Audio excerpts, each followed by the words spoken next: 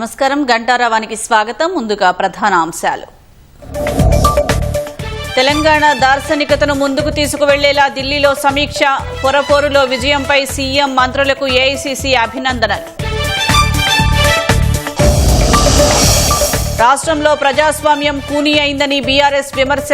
Governor జోక్యం చేసుకోవాలని Harish Rao demand.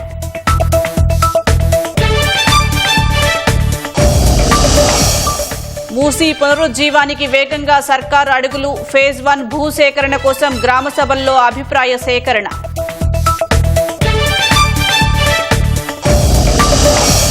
GHMC విభజనని సవాల్ చేస్తూ హైకోర్టులో పిటిషన్. కౌంటర్ దాఖలుకు కేంద్ర రాష్ట్ర ప్రభుత్వాలకు న్యాయస్థానం ఆదేశం.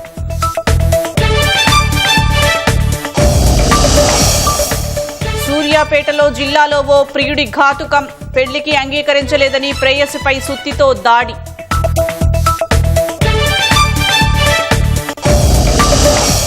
ఏఐ కోసం మానవ విజన్ను ఆవిష్కరించిన ప్రధాని. కృత్రిమ మేధా విప్లవానికి భారత్ నాయకత్వం వహిస్తోందని వ్యాఖ్య.